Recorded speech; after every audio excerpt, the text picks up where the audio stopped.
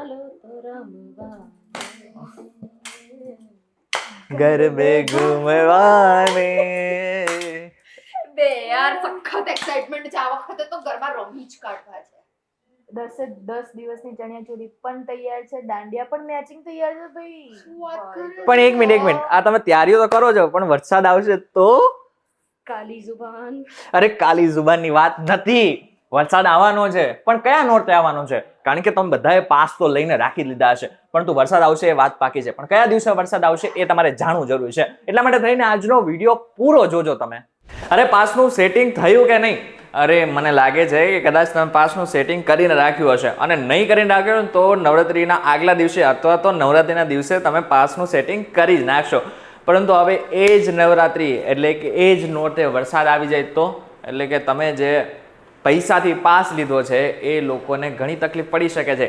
કારણ કે એક અનુમાન પ્રમાણે વરસાદ આવી શકે છે. ક્યારે વરસાદ આવશે એના માટે થઈને આજનો વિડીયો તમે પૂરો તો જોજો. આ સાથે જ હું તમને અત્યારે એ સમજાવી દઉં કે વિંડીના માધ્યમથી આપણે એ સમજીએ કે કયા કયા વિસ્તારોમાં વરસાદ આવી શકે છે. આજે છે 2 તારીખ એટલે કે પહેલા નોરતાની આગલો દિવસ. 2 તારીખે અત્યારે હાલ જે છે એ દક્ષિણ ગુજરાતની આસપાસ તમને વરસાદ દેખાઈ રહ્યો છે અને ધોધમાર વરસાદ દેખાઈ રહ્યો છે. વીજળીના ચમકારા સાથે પણ ત્યાં વરસાદ હાલ જે છે એ દેખાઈ રહ્યો છે. સુરત, વ્યારાની આસપાસનો વિસ્તાર, ભરૂચ, રાજપીપળાની આસપાસનો વિસ્તાર, વલસાડ ને તાપી આ વિસ્તાર છે કે જ્યાં વરસાદની શક્યતાઓ આજે એટલે કે 2 તારીખે આપણને જોવા મળી રહી છે. આજના દિવસ પૂરતો સૌરાષ્ટ્રના પણ કેટલાક ભાગોમાં ભાવનગર, અલંગ, મહુવા, ઉના, વેરાવળ અને પોરબંદરમાં પણ વરસાદની સ્થિતિ હાલ આપણને દેખાઈ રહી છે. પરંતુ મધ્ય ગુજરાત અને ઉત્તર ગુજરાતમાં કોરું ધાકાળ છે એટલે કે ત્યાં વરસાદ નથી. કચ્છમાં પણ વરસાદ નથી. 3 તારીખ એટલે કે પહેલું નોરતું શું કહી રહ્યું છે એની વાત કરીએ. 3 તારીખ ઉપર આપણે પ્લે ઉપર મૂકતા આપણને ખબર પડે છે કે જે દક્ષિણ ગુજરાતનો જેટલો પણ વિસ્તાર છે એમાં પણ ખાસ કરીને સૌરાષ્ટ્રનો વિસ્તાર છે ત્યાં હાલ જે છે એ વરસાદ ખાસો એવો આપણને દેખાઈ રહ્યો છે. એકવાર ફરીથી આપણે પાછળ જઈશું તો આપણને ખબર પડશે. સૌરાષ્ટ્રના વિસ્તારની વાત કરીએ તો વેરાવળ, ઉના, અમરેલી, મહુવા, અલંગ, ભાવનગરની આસપાસનો વિસ્તાર અને જો દક્ષિણ ગુજરાતની વાત કરીએ તો અમોડ, ભરૂચ, રાજપીપળા, વડોદરા, બોડેલી, સુરત ને વ્યારા એવા વિસ્તારો છે કે જ્યાં વરસાદ આવી શકે છે. હવે એવું જરૂરી નથી કે બધા જ વિસ્તારોમાં વરસાદ આવે, અમુક વિસ્તારોમાં જ વરસાદ આવી શકે છે પરંતુ આવશે એ વાતની ખાતરી અહીં આપણને વિંડીના માધ્યમથી ખબર પડી રહી છે. 4 તારીખ એટલે કે બીજું નોરતું. બીજા નોરતામાં હાલ જે છે એ વરસાદની શક્યતાઓ આપણને નહીવત પ્રમાણમાં દેખાઈ રહી છે પરંતુ ગુજરાતના જે દક્ષિણ ભાગ છે ત્યાં આપણને છૂટો છવાયો વરસાદ ખાલી માત્ર ને માત્ર આપણને દેખાઈ રહ્યું છે. એટલે કે દક્ષિણ ગુજરાત ક્યાંક ને ક્યાંક નવરાત્રી માટે સારું આપણને અત્યારે હાલ દક્ષિણ ગુજરાત માટે નવરાત્રી અત્યારે સારી દેખાઈ નથી રહી. 5 તારીખ ત્રીજું નોરતું. 5 તારીખ આવતા જે છે એ લગભગ મોટાભાગના વિસ્તારોમાં આમ તો જો કે વરસાદ નહીં હોય પરંતુ હા અરબ સાગરમાં જેટલી પણ સિસ્ટમ સક્રિય થયેલી છે એને કારણે સુરતની આસપાસ, વલસાડની આસપાસનો વિસ્તાર અને જે તાપીની આસપાસનો વિસ્તાર છે ત્યાં આપણને વાદળો સાથે વરસાદ આપણને જોવા મળી રહ્યો છે. બાકી તમે આખા ગુજરાતમાં જોશો તો કચ્છ, સૌરાષ્ટ્ર, ઉત્તર ગુજરાત ને મધ્ય ગુજરાતમાં વરસાદ બિલકુલ નથી. એટલે કે આપણને ક્યાંય જ પણ વરસાદ નથી જોવા મળી રહ્યો. 6 તારીખ ચોથું નોરતું.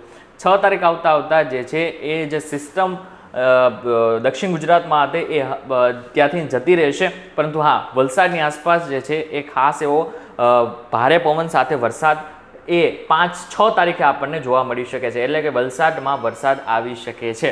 7 તારીખે જોતા આપણને ખબર પડશે કે 7 તારીખે લગભગ મોટા ભાગના વિસ્તારોમાં આમ તો વરસાદ નહીં હોય પરંતુ સૌરાષ્ટ્રના ઉનાની આસપાસનો જેટલો પણ વિસ્તાર છે ત્યાં વેરાવળ, પોરબંદર, મહુવાની આસપાસનો વિસ્તાર છે ત્યાં હાલ જે છે એ વરસાદ આવી શકે છે. ઇન શોર્ટ વાત કરવામાં આવે તો જે દક્ષિણ ગુજરાતનો વિસ્તાર છે ને દક્ષિણ ગુજરાતની આસપાસ અને સૌરાષ્ટ્રના જે દરિયાકાંઠાના પટ્ટાઓ છે ત્યાં હાલ જે છે એ વરસાદી શક્યતાઓ છે. હવે બાકીના જેટલા પણ વિસ્તારો છે એટલે કે ઉત્તર ગુજરાત, મધ્ય ગુજરાત અને સૌરાષ્ટ્ર અને કચ્છ આ બધા જ વિસ્તારોમાં ક્યાંય જ આપણને વરસાદ નથી જોવા મળી રહ્યો. એટલે કે જે લોકો ચિંતા કરી રહ્યા છે કે નવરાત્રીમાં વરસાદ આવશે કે નહીં એ લોકોને થોડુંક રાહતના સમાચાર એ પણ છે.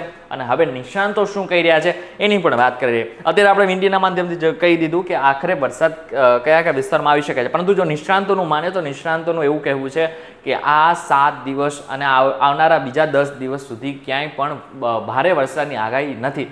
એટલા માટે થઈને ખેલાડીઓ ઘણા બધા ખુશ છે.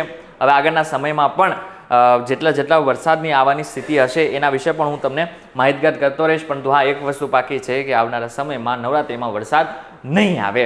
આ વિડીયોને લઈને તમારું શું કેવું છે અમને કોમેન્ટ કરીને ચોક્કસથી કહેજો. વિડીયો થકી જો તમને કોઈ ઇન્ફોર્મેશન મળી હોય તો વિડીયોને લાઈક અને શેર જરૂરથી કરજો. તો આવા જ ઇન્ફોર્મેટિવ વિડીયોઝ માટે અમારી ચેનલ VTVGujarati.com ને એકવાર સબસ્ક્રાઇબ કરી નાખશો. ફરી મળીશું એક નવા વિડીયો સાથે કે નવા કોન્સેપ્ટ સાથે. ત્યાર સુધી મને રજા આપો. નમસ્કાર.